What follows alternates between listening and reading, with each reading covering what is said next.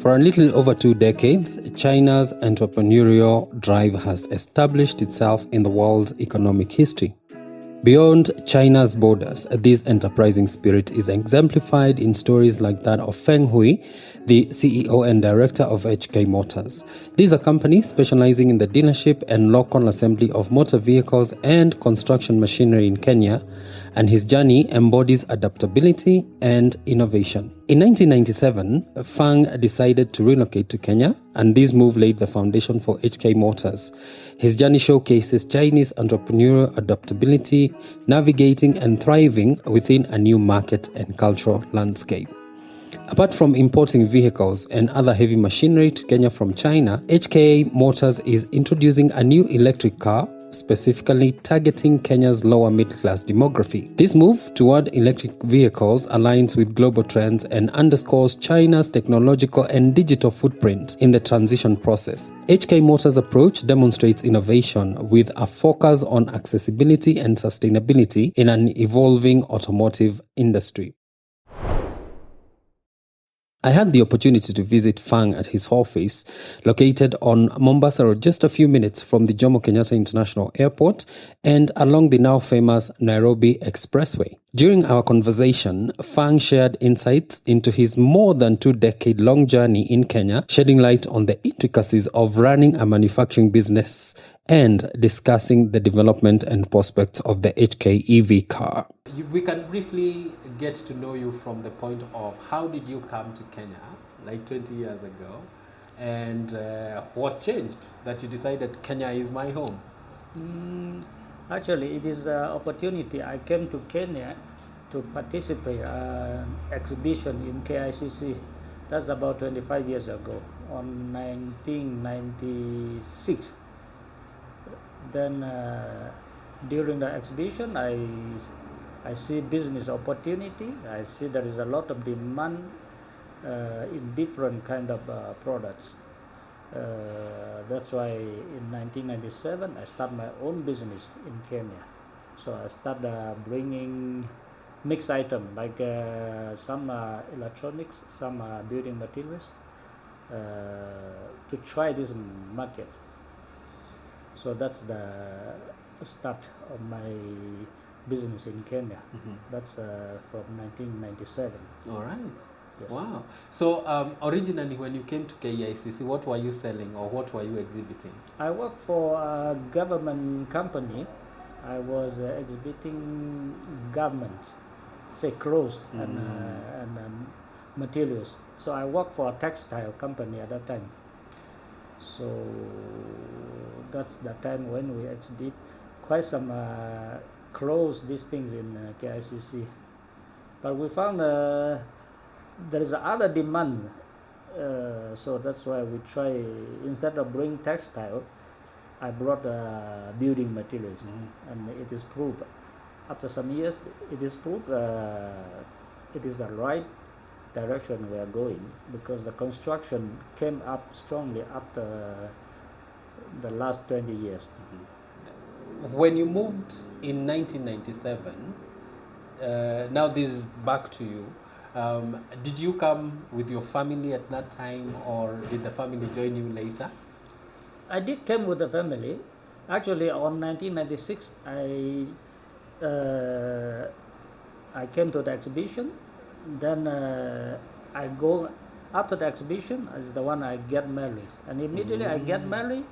I bring my wife, which is also another director. Now we came together to venture in Kenya. I have been with my family. My kids are born in Kenya.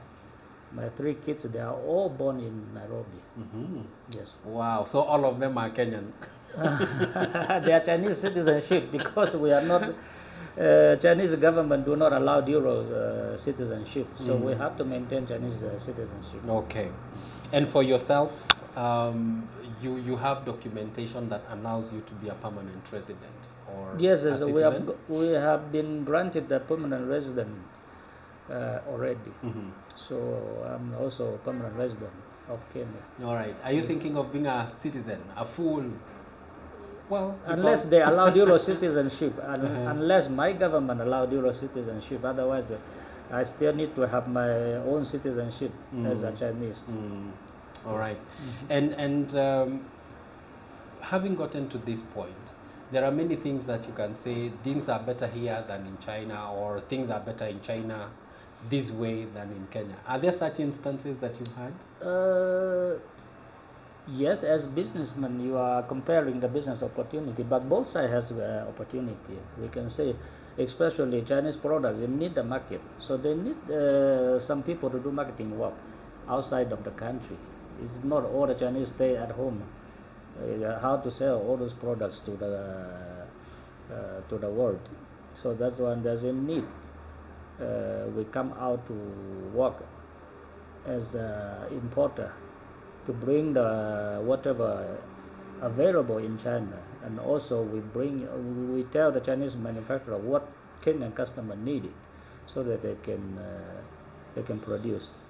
So actually, this side we also do quite some business. We can say yes.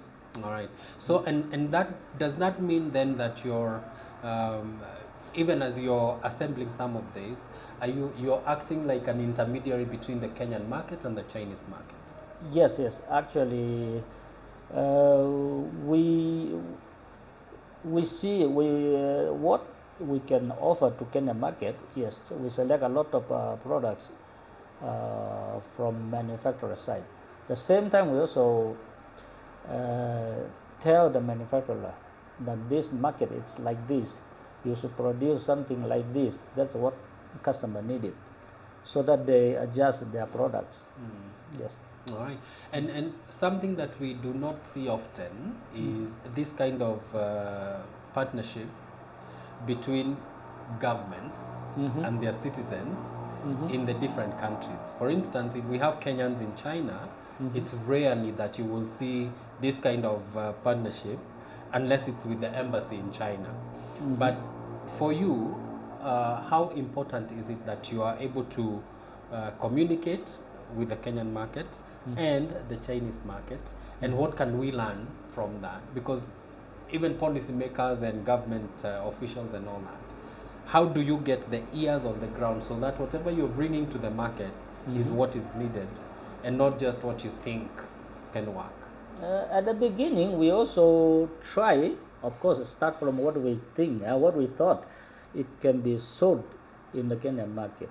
But with time, we communicate with the Kenyan customer. They tell us it's better improved from here, this point, that point, and what is their taste, including the color. For example, motor vehicle. What they need, it is a fuel efficiency, or it is the shape modern, or it is the practically you need to carry a lot. So all this one we need to do some market study. Then we tell the different manufacturer to adjust their products. All right. And something that I've found interesting is when we are talking about doing business, Kenya, China, or China, Africa, if you're talking about that, is that we have many Kenyans who will go, for instance, to China, and they'll be doing business really well because they have understood the market and they have understood the sourcing. One of the biggest challenges that has become an issue over time is the different kinds of quality. So you will get good quality, and then because there is a price for everyone, basically. So how do you address this? I think China is a big manufacturing country. It can produce a different level of products, quality, price. Say we can produce from A to Z, but to select the right products to our particular market, that's something we need to really spend our time to study. So it brings something too expensive, maybe the sales will be low because most of the customer may not be able to afford. But we also don't want to bring too cheap quality. Later you see the customer complain this thing, it is a short life. Yeah? So to balance these things, that's a business work. As a businessman, we believe to do long-term business. It's better than use the shortcut, the short term, make quick money. So in all those years, we are selecting the good quality products, and also price need to be competitive. Yeah. All right. And away from business, when you came to Kenya 20 years ago, life exposure and interactions with many different people was not as now. Was it difficult for you? Yes, of course. When we started, my language first, my English was not fluent at that time, so I get polished step by step. I communicate with a lot of Kenyan people. Actually, I learn English from Kenyan people. Yeah, that's so. With time, we can communicate better and better. Actually, we also slowly learning the local culture, this one tradition, these things. So now we can talk more, not only about business, not only use a calculator to put a price. Yeah. So now we can discuss culture. We can discuss different tribe, different tradition, these things. We have friends in different part of Kenya, western, eastern, central, almost everywhere. And I just became another friend. Yeah. I hope. Yes, you are. Actually, we have many also in business. We did a lot of business with Kikuyu community.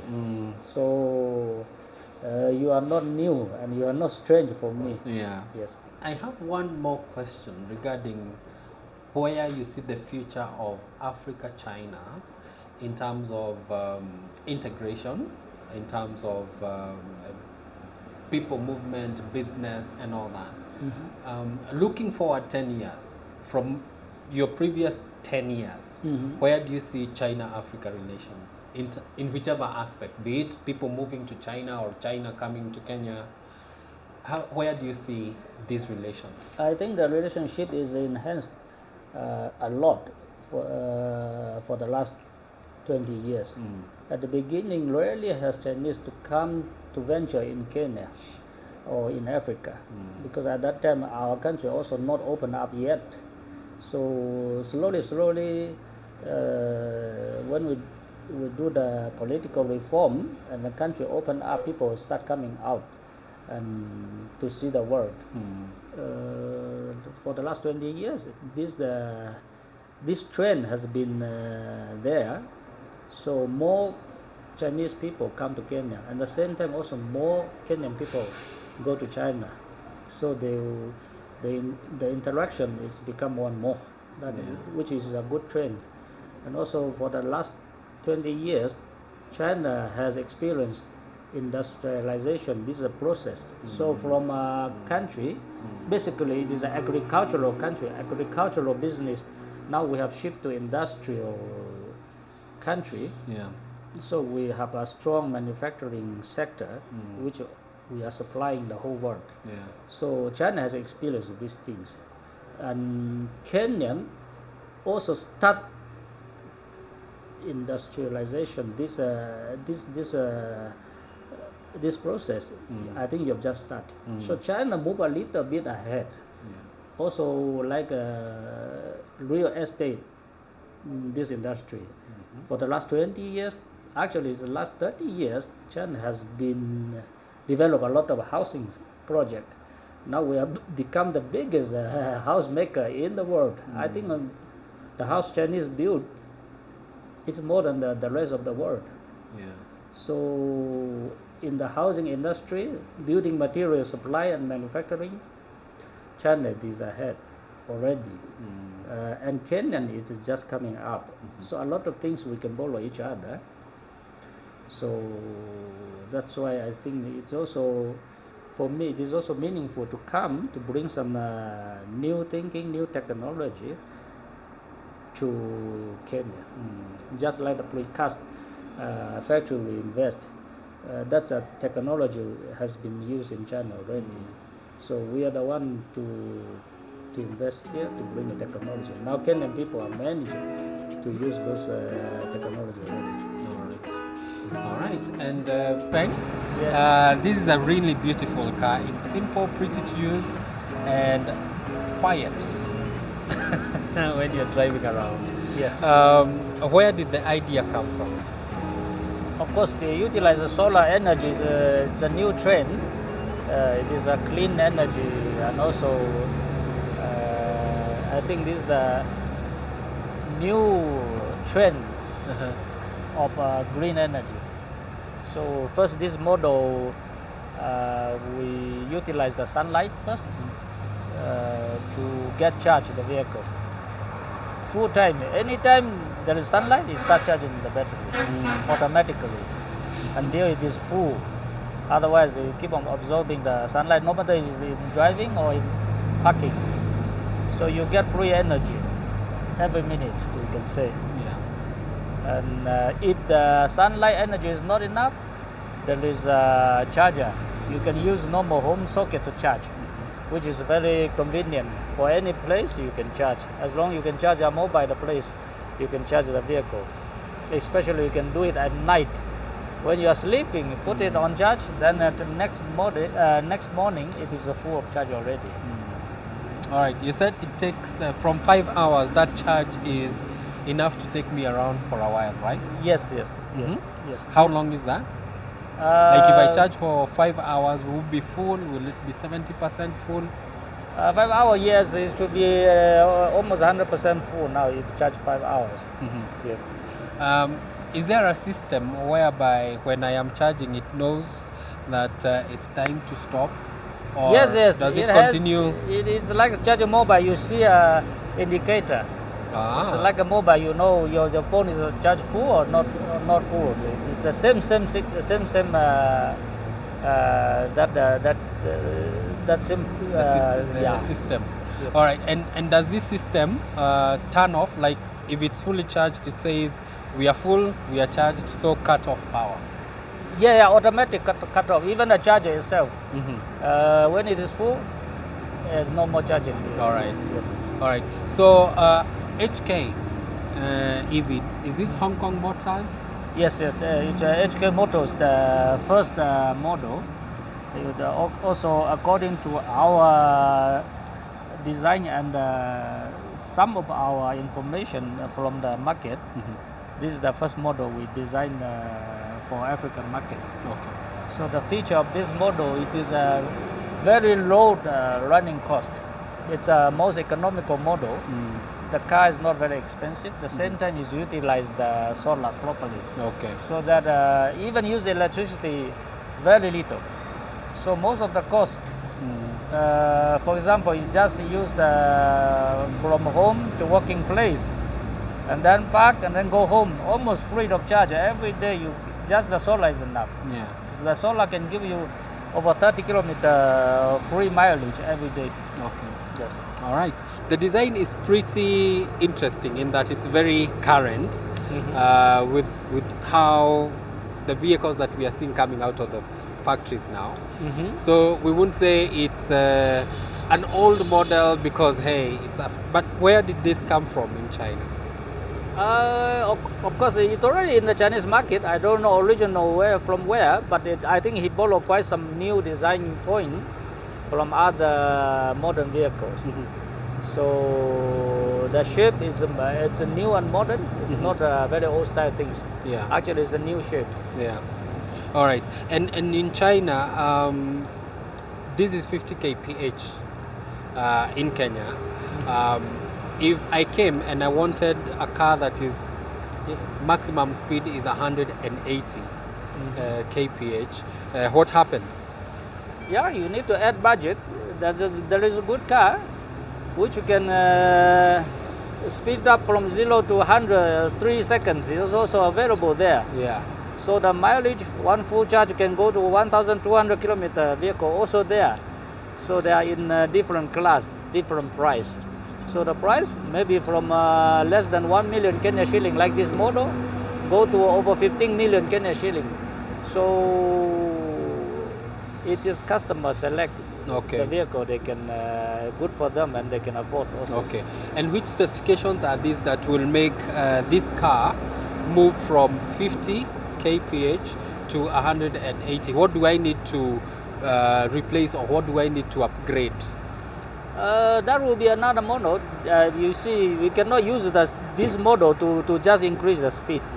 In safety factor, you need to do the comprehensive improvement, including the braking system, battery need to be capacity need to increase, motor capacity need to increase, suspension need to increase, body strength need to increase. So if you increase the speed, that means that you jump to another model. You cannot use the lower model just to increase the speed. It's not safe to do it like that.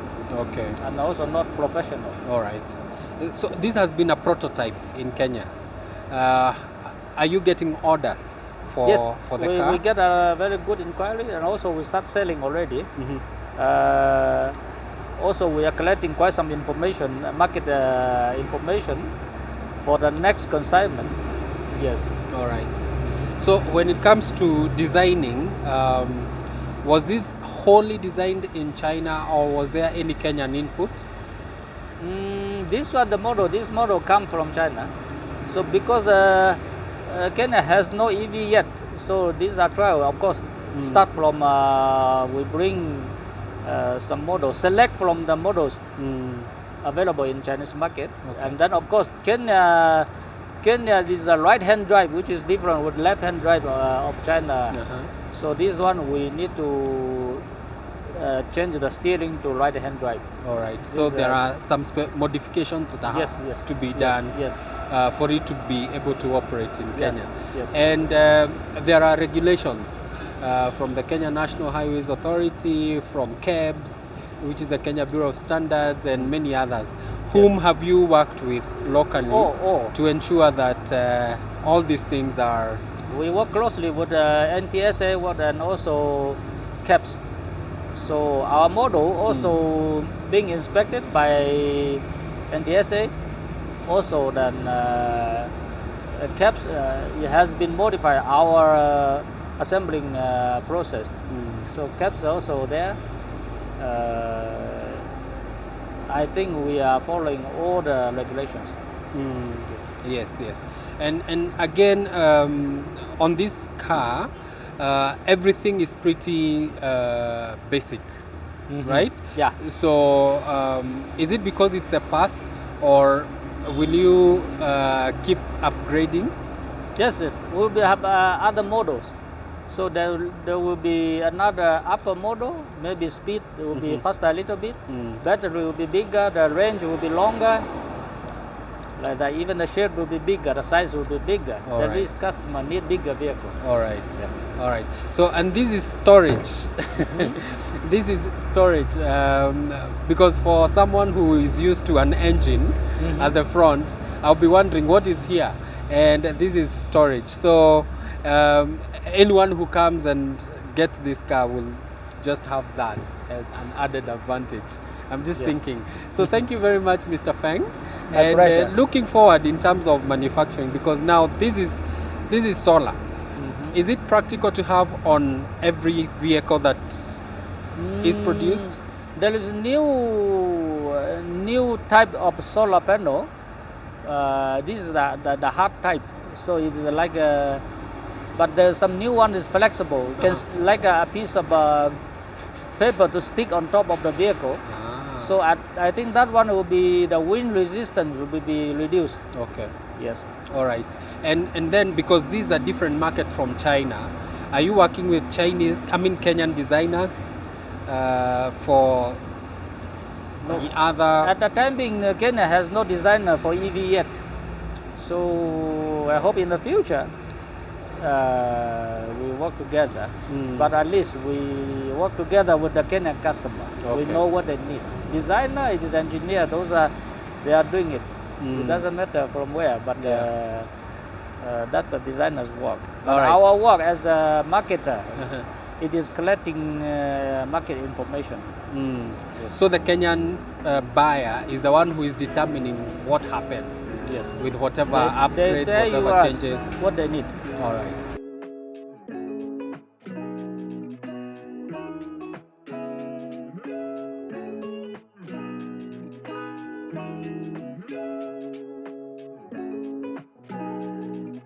It's a fan, right? Light here. There's a light. There's a fan. No, put on the. Oh, once I put on is when it starts working. The fan is like a ventilation fan. Okay. Lights. Ah, very simple. And this is the other fan. Oh, it's the. Yeah. Yes. It's working. So wow. Why this thing It's getting stuck a bit. And then my reading light. And there you go. Pretty basic, but it will get you from point A to point B. And then the gear is here. This is where you control it. So there is reverse, there is neutral, drive, and spot. It's not that fast, but this one also. Oh, for speed. All right. And then there is that beep when you're reversing. Yeah. So.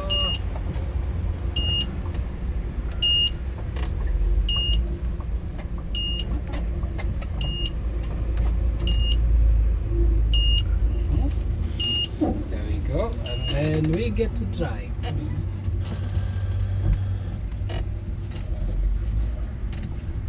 Plus, if you want music or if you want to be watching something, you can watch something. You can there. connect USB this one. Okay. Yeah. So the indicators are on that side. Same as there. Yeah. So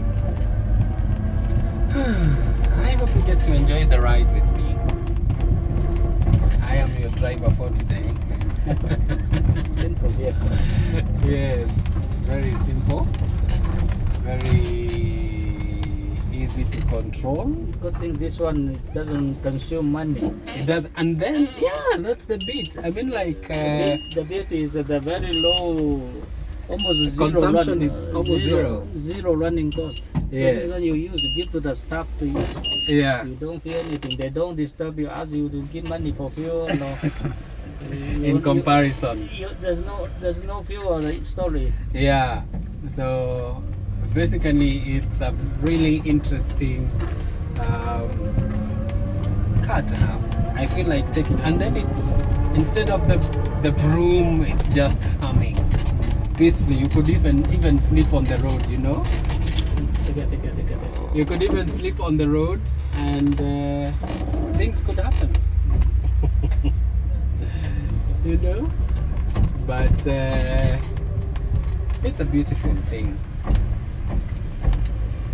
It will take time for me. I've never driven such, so before getting used to the braking system, before getting used to the. Yes, those are a few minutes. You see, my driver, my staff are using it very well. Yeah. After a brief test of the HK EV car and concluding our conversation with Fang, I embarked on a journey to the assembly plant situated in Limuru, which is about 50 kilometers from the capital city, Nairobi. This visit provided an insightful glimpse into the car assembly process and allowed me to engage with Isaiah Omuchuma, a mechanical engineer overseeing vehicle assembly operations. Isaiah shed light on the technical intricacies involved in the production line. So we are at the HK assembly line in Limuru. That's a town outside of Nairobi, probably like 50 kilometers from Nairobi. And I am with Omuchuma Isaiah, who takes care of assembling all this. And I just want to understand what it takes to put this together. Because we didn't have the parts, but we have the car. I need to understand how long it takes to assemble this car and how many people they need and all those things. So welcome welcome Isaiah. Karibu sana. It's good to see you. So as the one who does the mechanical engineering here, hii gari, when it comes to Kenya as parts, from China. How long does it take to assemble, to make it function? This one, basically, it takes about around 2 days. 2 days. Yeah. Uh-huh. Because it comes as different parts, all parts, like these panels, all of them different. They're separate. Separate, yeah. Then we have various departments. We have the chassis, cabin. We have welding and fabrication departments. And also we have the PDI. What is PDI? PDI, that is a post-driving inspection. Okay. After the vehicle has been completed assembling, there's a person who inspects the vehicle. Okay. Yeah. Is this from here, or is from this here. somebody from outside? From here. It's from All here. right. Yeah. Yeah, it checks to ensure that everything is working well and everything has been fitted correctly. Okay. Yeah. All right. So through the processes, because you've said there is a chassis, there is the panels and all that, like how many people for those 2 days will work on this car? Yeah, like this one, this electric vehicle, this one we started with the welding and fabrication department. They're the ones that they fabricate the chassis. Yeah. Yeah. All right. We have there's a frame. Oh, There's a frame okay. where with the measurements. Okay, so there's a frame where you have to measure the car, fit it, make sure it fits. Yeah. Then they weld the chassis Okay. into a rigid frame. Okay. Yeah. And then they can beat it and fix it and make it whatever. Yeah. After that one, now they bring the panels. Okay. These panels, like these are side panels. It's from here to the end there. All right, all the way to the back. Yeah, the side panels. This side and this side. Yeah. Yeah. We have the floor panel. We have the roof panel. Okay. This panel. This. Is the roof panel. Yes. Yeah. So they fabricate this there on the mold. Okay. Yeah. Oh, so it has to be molded. Yeah, on the mold there's a mold that. Okay. That ensure that the frame fits according to exact measurements. Okay. Yeah, to avoid. And this is with the welders. Yeah, with the welders. Yeah. Okay. Yeah. Okay. All right. Yeah. And so these other parts are just, you just fix them on, or what happens? You move from the welders then to? From welders, now it moves to the painting and to the painting department. Okay. Yeah. They're the ones now that they do the sanding, then they apply the primer paint, yeah, then the top paint. Okay. And they weld it and they heat in the oven. Okay. Yeah, to ensure it produces this bright and that is smooth, silky. Yes, smooth silky color that cannot peel off. Okay. Yeah. So this has to be put in an oven. Yeah, yeah. So you dip the panels in an oven that has the paint, or how does it work? No, it's painted in the paint room. Okay. Yeah. Oh, and then you put it in there.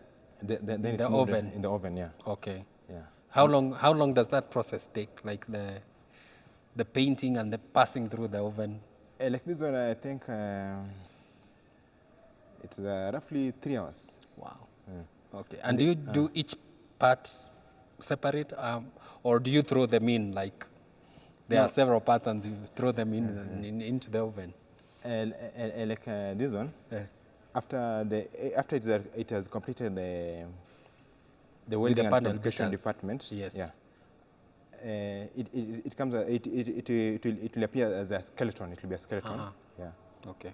So, and the oven it allows two vehicles at a time. Okay. Yeah. Oh. Yeah. Okay. So it's that big.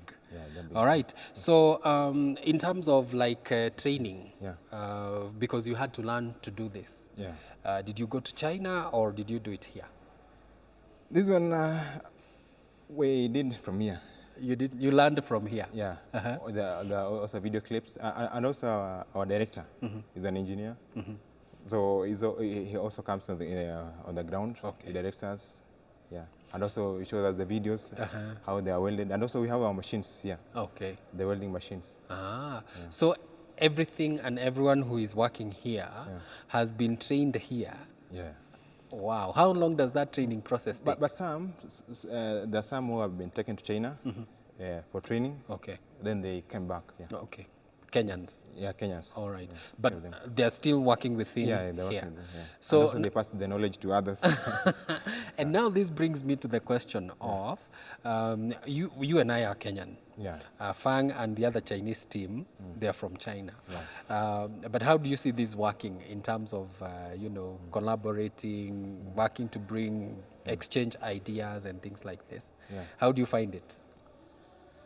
Yeah, it is the working condition is very good because and also the relation we have with the Chinese guys is very good. Also, they teach the workers where the workers maybe they not understand something. They teach practically by showing them how something is done. All right. So it's very interesting that technology transfer can happen as simply as and as complex as. And so, Isaiah, again, you have said there are these trainers who've been taken to China and now they have come to Kenya. In terms of like all these vehicles that you assemble, which would you say is the easiest or the best to work on? Is it the heavy trucks? Is it these light ones? Bearing in mind that this is a new Model. idea, concept. All of them are different. All of them are good. They are different. Yeah. All right. There are different models, different works. All right. Yeah, all of them are good. But this one is a newer new idea, new model. Electric car we have never made here in Kenya. This is the first one. Yeah. So these are new experience that we have encountered. But All right. all these others, these are work trucks. Yeah, these are basically almost no much difference from each other. All right. And has there been anyone who has worked here before or trained here before and they moved to another assembly line with another company? Yeah. This company has been here for many years. Yeah. And as they started, there are many who are here working here. They have moved to other companies. Yeah. All right. All right. So the technology transfer and knowledge transfer is not just within here. It is also transferring into other companies. Are these companies Chinese, by the way, the ones that are employing these people who are leaving you guys? I cannot tell, but I don't know. All right. There is something that I forgot to ask Fang when we were speaking about this. So is this installed by electricians? Yeah, You have, or it's the same guys who do the lighting system for the car, they're the ones who do the installing? it is done by electricians and also the cabin guys.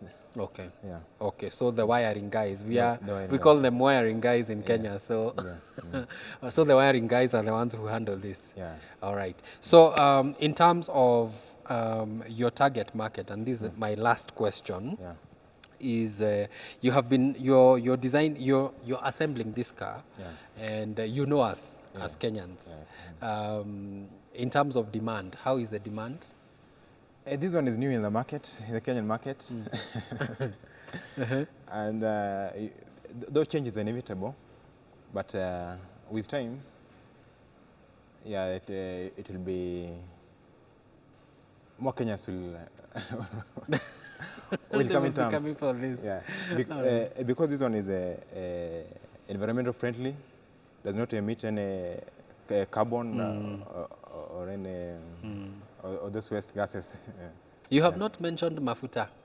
Fuel, diesel or petrol. Yes, that this all you need is the sun. Only the sun or hydropower. This is hydropower. Yes, the electricity. The electric power, yeah. All right.